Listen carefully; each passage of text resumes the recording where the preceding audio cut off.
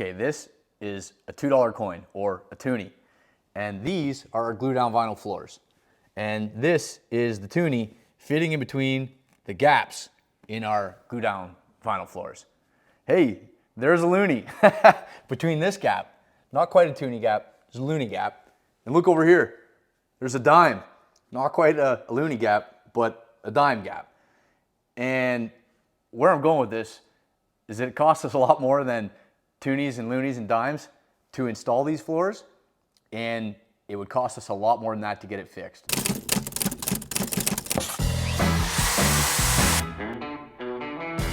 What's up everyone? It's Mitch here, and the purpose of this video today is to walk you through how our glue down vinyl floors have changed over the 4 years that they've been installed. I'm not going to go too deep in this video about why we choose vinyl in the first place, or even what we still do like about it. If you want to learn about that, you can go to this video here. We did a 1-year review. It was shortly after 1 year of install, and we loved the product at that time. Now, over the seasons, winter, summer, this product has continued to change, and it's changed the way that we feel about it. I'm gonna try and give you as much information about it as I can so that you can decide whether or not you want to invest in putting this product in your project or in your home. Okay, so let's get straight into talking about these gaps and showing you what we're working with. I'm starting you in the living room right now, and if you look at these gaps up close, you're gonna see, I'm gonna use the dime again, can't quite fit them in. And you might look and say, you gotta expect a bit of fluctuation with any product.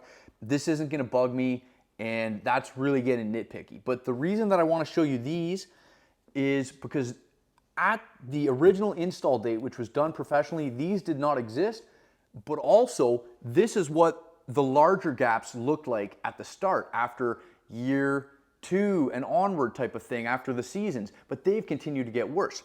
So these look like this now, but will they get worse? Come see what the rest looks like. Anywhere we have lots of natural light, lots of temperature change, and I think the UV seems to be one of the biggest factors, but we're still trying to figure this out.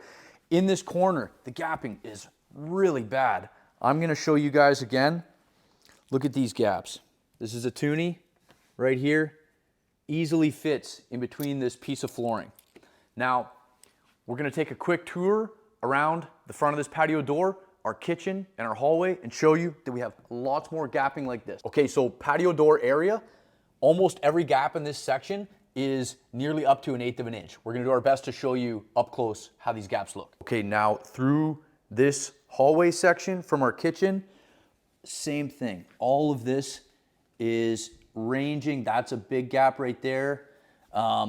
You're talking over a 1/16 of an inch and sometimes up to 1/8. That's this whole section. There's a strip of it that runs right up the middle. Okay, so we're in our kitchen now, and nearly this entire section through here has gapping that is near 1/8 of an inch. Looney or toonie gaps throughout almost the entire thing. And come here for a second. I'm gonna show you, because you might ask, well, why don't you just repair these boards? I've seen some vinyl repair videos on the internet where people just kick the boards together, or they fill the gaps with putty. First of all, it's a glue down application. You can't just squeeze these boards back together like you can with a floating click system that comes unhinged. And we actually did try filling them with the putty. I'll link to that video up top here if you wanted to see it. And a couple of years later, I would call that a really failed procedure. The putty cracks and dries, didn't quite color match. For a period of time, it kept stuff from falling down the holes, but in the long run, it looks really bad. Okay, so we're in our foyer now, and I gotta show you this room to be fair.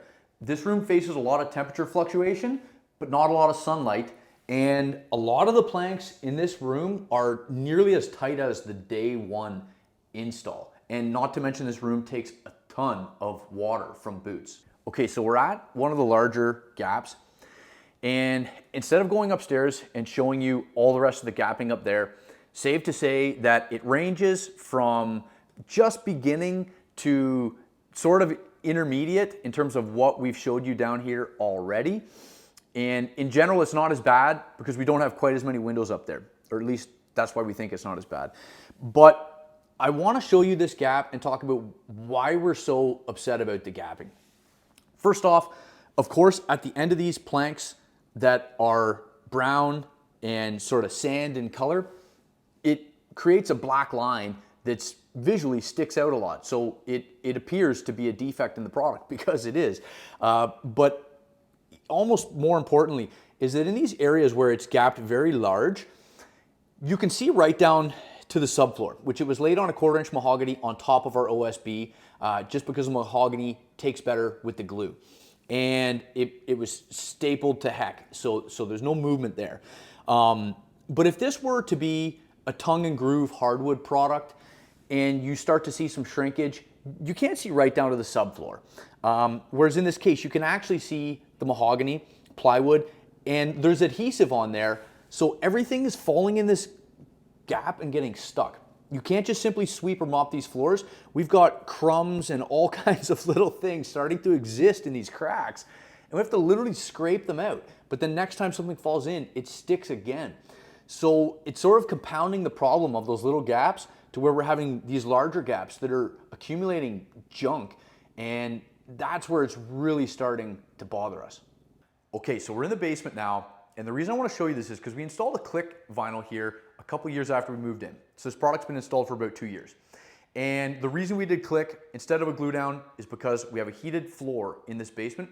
So the glue wasn't an option because the heat from the floor can reactivate the glue and you can have planks start to peel up. Now, it's interesting because we have zero gapping down here. Everything, side joints, butt joints, as tight as day one, 2 years later. And we actually do have a decent amount of sunlight here. But the main reason why we didn't do click through the rest of the house is right over here. Okay, so we had a bit of a mishap here, and herein lies the issue with the click system. I believe it was actually this weight that fell on it. Now, that's not an everyday occurrence, but things can happen. Whether it's a huge scratch from your couch, someone drops a plate out of the top drawer and it leaves a big dent, things can happen that are gonna damage this material. And the problem with this is that to repair this board or replace this board, we would have to pull up our baseboards and peel up the planks all the way over, replace this board, and then relay the rest of the floor. Now, this is really close to the edge of the wall, so it wouldn't be a huge deal, but you get into something that's in the middle of the room and it could be a lot of work. Okay, so the ease of repairs in the event of damage is really the reason we chose these floors to begin with. That was the #1 thing that pushed us over the edge to choose glue down over click. And in hindsight, even though, yes, it's great, you can literally hook onto one of these boards with a plunger. I'm not gonna use the real plunger from the bathroom for this video, but you could pull up one plank, reapply the glue, and lay a brand new plank without disrupting any more of the floor. That was the theoretical beauty of this product. Now, you saw the size of the crack downstairs, and the question at this point is, what good is it to be able to repair a single plank's damage when nearly your entire floor has gapped and the whole thing has gaps that look as bad as a really badly damaged plank on the click system? Okay, so in summary, would we use this product again? To be honest, at this point, maybe if you're in an area with very little sunlight, from what we can see, those are the best areas in our house. But even in some of the areas with relatively little sunlight, there's still some gapping starting. And as far as I'm concerned, it's just too early to call it. We're 4 years in now, and this product has changed every year and every season. So I don't know if I would recommend it to anybody at this point. I'm gonna be sticking with the click system myself on anything going forward until somebody can prove that over a 5, 10, 15, 20 plus year period that this glue down product is gonna stand the test of time and it's not gonna continue to shrink and contract and cause gapping. I am still a fan of the vinyl product. It's just gotta be click. Vinyl does just offer so many benefits in terms of being totally life-proof, moisture-proof, scratch-resistant. It's easy on the kids if they fall. It's just so much softer than tile when you're standing on it for long periods of time. It holds warmth better in terms of your feet in the morning in a bathroom. So all in all, still a fan of vinyl, but going forward, just steering clear of the glue down. Okay, if you found this video helpful, we got a bunch more coming. We're gonna take the rest of the lessons that we learned from building our own house and all the builds I've been a part of in the past from the family business, as well as my ongoing and future projects so that we can help you make better decisions on your future projects and all your builds. We'll see you in the next video.